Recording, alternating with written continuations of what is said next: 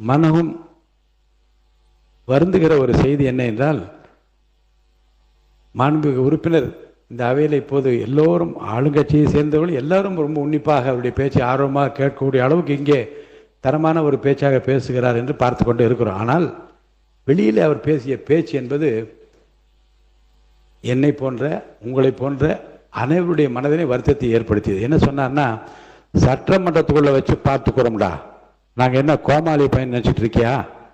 சட்டமன்றத்தில் நாம் பயந்து ஓடணுமா? பேய் அடித்த மாதிரி சட்டமன்றத்தில் உட்கார்ந்துக்கிட்டு இருந்த தமிழ்நாட்டினுடைய முதலமைச்சர் கொத்து பரோட்டா இருங்க படிக்கிற கொத்து பரோட்டா போல.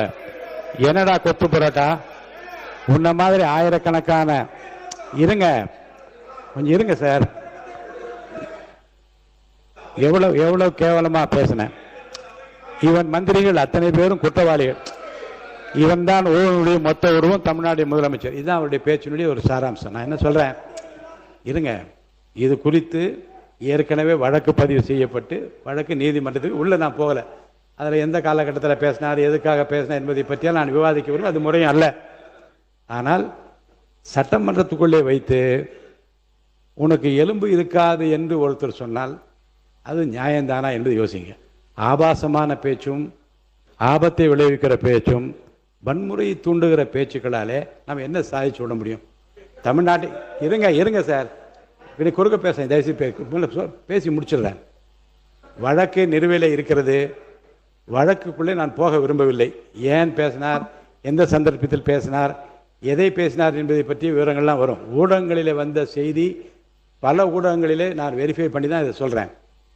மாண்புமிகு முதலமைச்சரை பற்றியும் அவருடைய எலும்பை உடைப்பு என்று சொன்ன பற்றி வன்னியரசு மாண்புமிகு அமைச்சர் வன்னியரசு கூட அடுத்த நாள் எல்லாருக்கும் எலும்பு இருக்குன்னு ஒரு அறிக்கை கொடுத்தார். அப்போ ஒருத்தருக்கு ஒருத்தர் விரோதங்களை வளர்ப்பதும் வன்முறையை தூண்டுவதும் இந்த அவைக்கென்று ஒரு மாண்பு இருக்கிறது. இந்த அவைக்குள்ளேயே அதை நடத்துவேன் என்று சொல்லி காட்டுகிற அந்த சொல்லாடலும் அது குறித்து அவர் பேசிய அந்த வேகமும். இருங்க இருங்க இருங்க இருங்க இருங்க இருங்க இருங்க நீ இருங்க,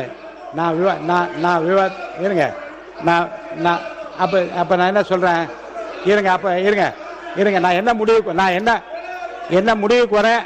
இல்லை, நீங்கள் இது அவர் பேசியது நியாயம் என்று நீங்கள் வாதிடுவீர்கள். ஆனால் ரெண்டு விதமான நடவடிக்கை என் முன்னாலே இருக்கிறது. அவையிலேயே அவர் மீது என்ன நடவடிக்கை எடுக்கலாம் என்று கேட்டு பெரும்பான்மை வைத்து நடவடிக்கை என்ன வேணாலும் எடுக்கலாம், அல்லது உரிமை குழுவுக்கு அனுப்பலாம். என்னை பொறுத்த வரைக்கும் முறையான விசாரணை நடைபெற்று அவரிடம் விளக்கம் கேட்க பெற்று அதற்கு பின்னாலே என்ன செய்யலாம் என்ற அந்த முடிவோடு தான் இங்கே அமர்ந்திருக்கின்றேன். பொதுவாகவே இந்த ஆபாசமான பேச்சும் அல்லது அருவருக்கத்தக்க வன்முறை பேச்சுகளும் தவிர்க்கப்பட வேண்டும் என்று தமிழ்நாட்டு அரசியலில் ஒரு இலக்கணமாக அடிப்படையாக இருக்க வேண்டும். ஏனென்று சொன்னால் நான் ஒரு செய்தியை இங்கே சொல்வது பொருத்தமாக இருக்கும் என்று கூட கருதுகின்றேன். இருங்க இருங்க சார், கேளுங்க. ஒரு செய்தியை பொருத்தமான ஒரு நிகழ்வை உங்கள்கிட்ட சொல்கிறேன். நான் அனைத்து இந்திய அண்ணா திராவிட முன்னேற்ற கழகத்தில் இருந்து சில காலம் தமிழ் மாநில காங்கிரஸில் இருந்தேன். இப்போது நடந்த சம்பவங்களிலே ஆபாசமான பேச்சாக எந்த கட்சி பேசியிருந்தாலும் வன்முறையை வளர்க்கின்ற பேச்சாக எந்த கட்சியினுடைய உறுப்பினர் பேசியிருந்தால் முதல்ல அந்த கட்சி தலைமை கண்டிக்க வேண்டும். ஒன்று. ரெண்டாவது, முத்தமிழறிஞர் கலைஞர் கைது செய்யப்பட்டார், இரவு நேரத்தில் கைது செய்யப்பட்டார். நான் உங்களை கேட்டுக்கொள்வது, வன்முறை பேச்சாக இருந்தாலும் ஆபாசமான பேச்சாக இருந்தாலும் முதல்ல வீட்டில் இருக்க உங்கள் மனைவிமாரிடமும் குழந்தைகளிடமும் உங்கள் வீட்டு பெண்களிடம் கேளுங்க, இது என்னமா இந்த பேச்சு சரியா என்றால், அது ஆபாச பேச்சாக இருந்தாலும் வன்முறை பேச்சாக இருந்தாலும் அந்த வீட்டு பெண்களும் அந்த குடும்பத்தை முடிச்சு அப்படி ஏற்றுக்கொண்டால் உங்கள் மனசாட்சி அதற்கு பதில் சொல்லட்டும். முத்தமிழர் கலைஞர் கைது செய்யப்பட்ட போது நான் வேறு கட்சியில் இருக்கிறேன். அவர் மீது மிகுந்த மரியாதை கொண்டவர். அதை பற்றியால் பின்னாலே விவரமாக வாய்ப்பு கிடைக்கிற போது சொல்கிறேன். காலையில் என் மனைவியோட நான் சொன்னேன், ரொம்ப காலையில் அந்த காட்சியை பார்த்தோடு நான் கலங்கி விட்டேன் என்று சொன்னேன். இப்போ என் மனைவி சொன்னார்கள், இவ்வளவு பெரிய வயதானவர், அவர் என்ன ஓடியா போயிட போகிறாரு, எதற்காக இரவு நேரத்தில் கைது செய்ய வேண்டியது தவறு என்று என் மனைவி சொன்னார்கள். அவர்கள் புரட்சி தலைவர் மீது அவ்வளவு ஆழ்ந்த பற்று கொண்டவர்கள், இந்த கட்சி மீது அவ்வளவு ஆழ்ந்த நம்பிக்கையும் உறுப்பினராக இருந்தவர்கள். அந்த வார்த்தையை அவர் சொல்லிவிட்டு இதெல்லாம் தப்புங்க என்று சொன்னார்கள். உடனே மரியாதைக்குரிய மூப்பனார் அவரிடம் நான் தொலைபேசியில் சொன்னேன், இது குறித்து உடனடியாக நீங்கள் அறிக்கை கொடுக்க வேண்டும் என்று நான் சொன்னேன். கொடுக்க வேண்டும் என்று நாங்கள் சில பேர், கொடுக்க வேண்டாம் என்று சில பேர். ஆனால் இறுதியில் நான் இல்லத்தில் அமர்ந்து சொன்னேன், பொருள் எதுவாக இருந்தாலும், வழக்கு எதுவாக இருந்தாலும், ஒரு வயது முதிர்ந்தவரை, இந்த தமிழ்நாட்டுக்கு இவ்வளவு உழைத்தவரை இரவு நேரத்தில் கைது செய்து அழைத்து போனது தவறு. அந்த தவறை நீங்கள் சுட்டிக்காட்டாவிட்டால் யார் சுட்டிக்காட்ட முடியும் என்று அறிக்கை கொடுக்க வைத்தேன்.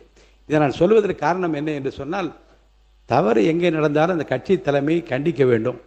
அதுவும் வன்முறை வளர்க்கிற பேச்சாக இருந்தால் அதுக்கு அவர் கண்டிப்பை தெரிவிக்க வேண்டும். அதே போன்று குறிப்பாக தமிழ்நாட்டு அரசியல் இந்திய நாடே இன்றைக்கு பார்த்து கொண்டே இருக்கிறது.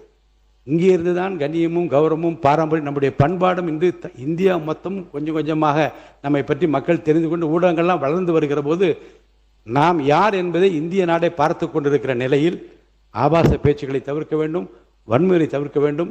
நம்முடைய மாமன்ற உறுப்பினர் மார்க்கண்டேயன் அவருடைய அந்த பிரச்சனை பற்றி இங்கே எழுப்பியிருக்கின்ற காரணத்தினாலே அவை உரிமைக்குழு இப்போது இல்லை.